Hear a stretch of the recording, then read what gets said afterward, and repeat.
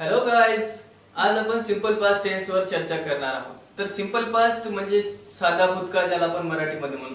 साधा भूतकाळ हा बोली भाषेच्या दृष्टिकोनातून खूप महत्त्वाचा काळ आहे आणि रायटिंग स्किलच्या दृष्टिकोनातून देखील साधा भूतकाळ जे आहे खूप महत्त्वाचा आहे. का महत्त्वाचा आहे? कारण याच्या जर उपयोगाकडे गेला आपण तर साधा भूतकाळाचा उपयोग नेमका कसा होतो त्याच्यावर आपण चर्चा करू. बघा, तर साधा भूतकाळाचा वापर जे आहे एखादी झालेली क्रिया दर्शवण्यासाठी तर होतोच, त्याच्यासोबत आपला वैयक्तिक जो अनुभव आलेला आहे आपण किंवा अनुभव दर्शवण्यासाठी देखील साधा भूतकाळ जे आहे वापरला जातो. मग आपण एखाद्या गोष्टीचा अनुभव घेतला आणि ते समोरच्या व्यक्तीला सांगायचा असेल तर आपल्याला तो सिंपल पास्ट मध्ये सांगावा लागतो.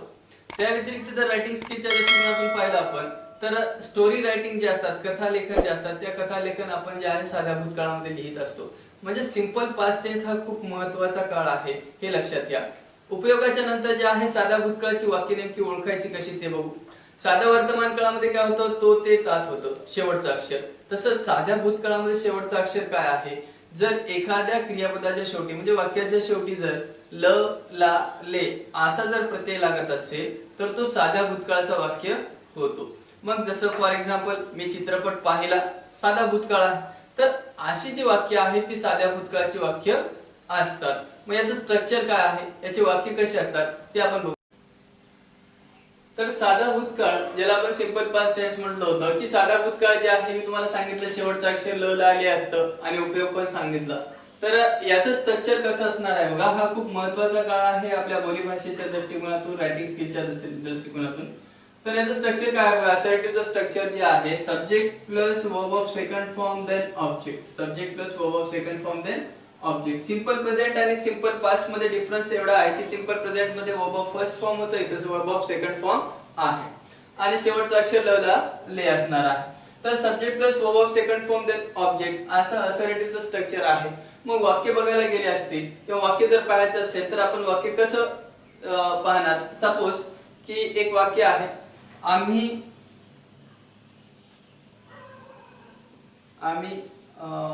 चित्रपटगृहात, ज्याला आपण सिनेमा हॉल म्हणतो, चित्रपटगृहात गेलो. आम्ही चित्रपटगृहात गेलो असं आपण एक वाक्य घेतलं. सिनेमा हॉलला किंवा आपण सिनेमा हॉलला चित्रपट बघण्यासाठी गेलो तर कसं असणार आहे बघा. आम्ही चित्रपटगृहात गेलो, तर सब्जेक्ट आहे वी, आपण घेणार सब्जेक्ट अगोदर वी, त्याच्यानंतर वर्ब ऑफ सेकंड फॉर्म जाणे, ज्याला आपण गो म्हणतो, आणि सेकंड फॉर्म आहे त्याचं went.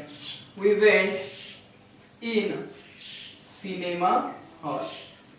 We went in cinema hall. तर असं जे आहे एक वाक्य आपण पाहिलं subject plus verb of second form then ऑब्जेक्टचा वापर करून. आणखीन बघा, आम्ही चित्रपटगृहात गेलो, आम्ही चित्रपट पाहिला, आम्ही चित्रपट पाहिला. सेम आहे वाक्य कसं असणार. वी सांगा पाहणे, ज्याला आपण काय म्हणू सी, सेकंड फॉर्म सॉ आहे. वी सॉ सिनेमा. आम्ही चित्रपट पाहिला. त्याच्यानंतर आम्ही चहा पिला. सिनेमा हॉल मध्ये गेलो, सिनेमा पाहिला, चहा पिला. कसं होणार. वी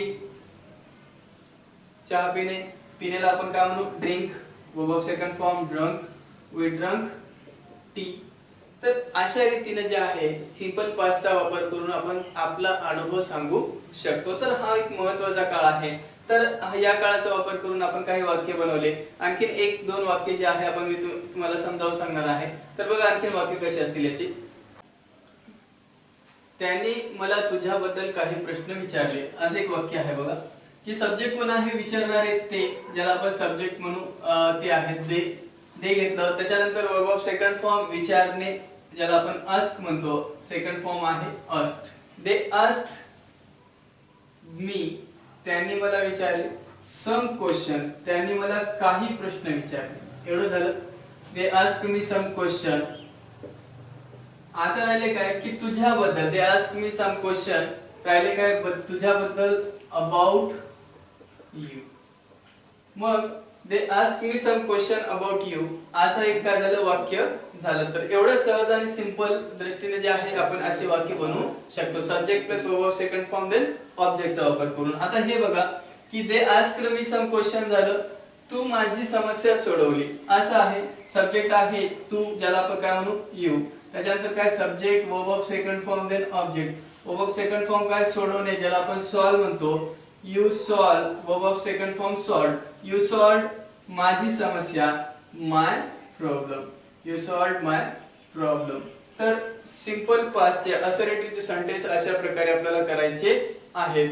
आता आपण निगेटिव्ह बघू. सिंपल पास्टचे निगेटिव्ह स्ट्रक्चर जे आहे ते कसं असणार आहे बघा. सिंपल प्रेझेंटचं जे निगेटिव्ह स्ट्रक्चर होतं अगदी सिंपल पास्टचं तेच आहे. तेच म्हणजे थोडंफार चेंज आहे. काय असणार आहे बघा, त्याच्यामध्ये काय होतं, सब्जेक्टच्या नंतर डू डज आणि नॉट घेत होतो आपण. तर इथं काय असणार आहे, डू डज ऐवजी सिंपल पास्टचे टू डू चे हेल्पिंग वर्ब कोणते आहेत, डीड.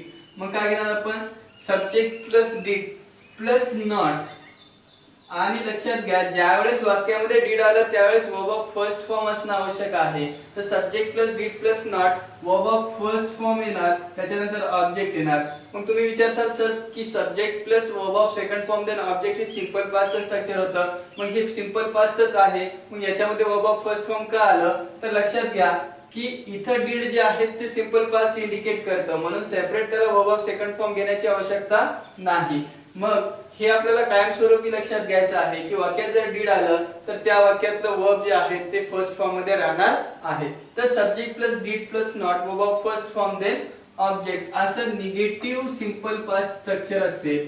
मग वाक्य कसं असणार आहे बघा की त्यांनी मला मदत केली नाही, त्यांनी मला मदत केली नाही. मग वाक्य असं झालं, हेल्प काय, सब्जेक्ट जे आहे ते, ज्याला आपण काय म्हणतो, दे म्हणतो. मग दे घेणार, निगेटिव्ह आहे, ल आहे म्हणजे निगेटिव्ह सिंपल पास्ट आहे. They did not, they did not, verb first form मदत करणे, help. They did not help me, त्यांनी मला मदत केली नाही. बरोबर आहे. त्याच्यानंतर काय, तू मला विचारलं नाही, तू मला विचारलं नाही.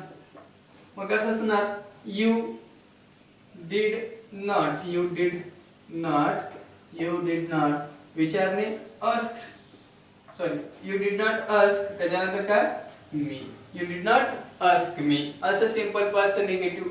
आणखीन एखादं वाक्य सांगायचं गेलं तर बघा, राहुलने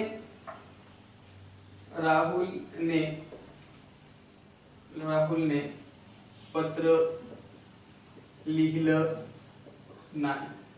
कसं असणार मग, राहुल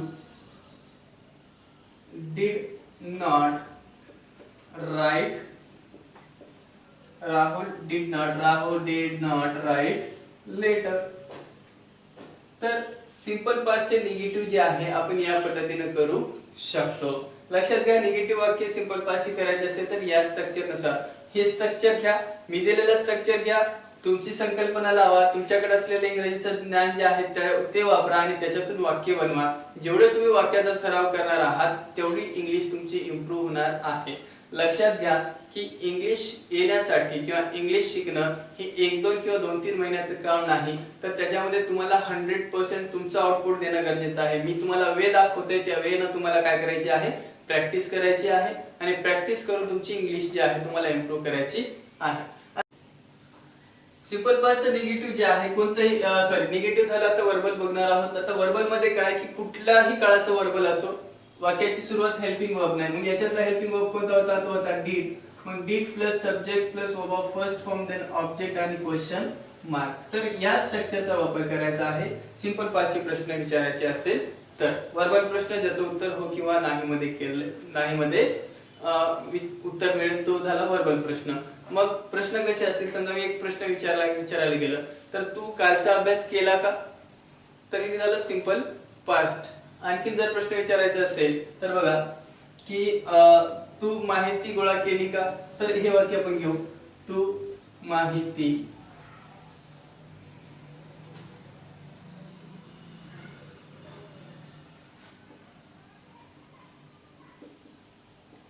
मग कसं असणार आहे, सब्जेक्ट कोण आहे, तू आहे असो. त्याच्यानंतर आपल्याला काय करायचंय, वर्बल प्रश्न आहे, आपण डीड न घेणार, तर डीड सब्जेक्ट आहे यू, डीड यू गोळा करणे, जमा करणे, ज्याला आपण कलेक्ट म्हणू, डीड यू कलेक्टेड इन्फॉर्मेशन. तर असं.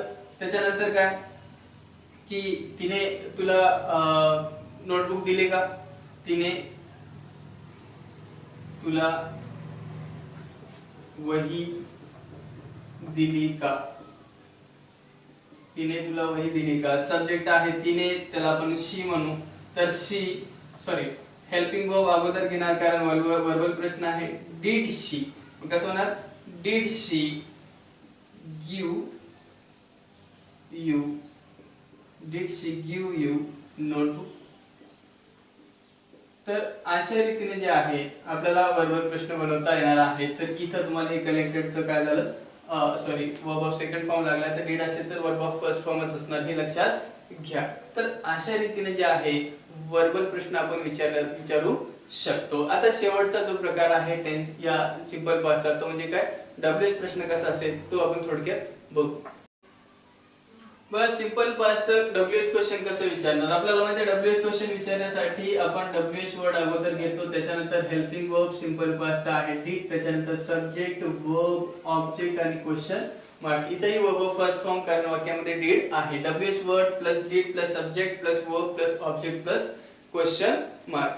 आता एक्झाम्पल बघा की एक्झाम्पल मी असा एक प्रश्न विचारायला गेलं की तू त्यांना कुठे पाहिलं, तू त्यांना कुठे पाहिलं.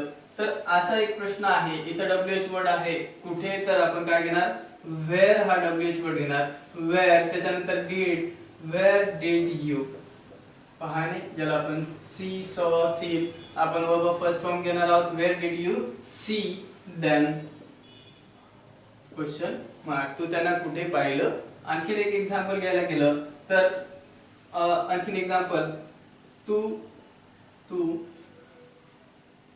काय विकत घेतलं, तू काय विकत घेतलं. तर इथं डब्ल्यूएच वर्ड काय आहे, काय, ज्याला आपण काय म्हणू, व्हॉट. त्याच्यानंतर did, what did you buy म्हणजे विकत घेणे. What did you buy from market, market मधून काय विकत घेतलं. असं जे आहे आपण एक्सपांड करू शकतो. तर डब्ल्यूएच क्वेश्चन जे आहे सिंपल पास्टचे आपल्याला या स्ट्रक्चरचा वापर करून विचारायची आहे. तर सिंपल पास्ट थोडासा महत्त्वाचा काळ आहे, याच्यावर जास्त प्रॅक्टिस करणं गरजेचं आहे.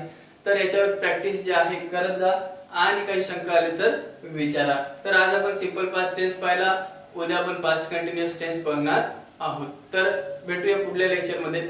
थँक्यू.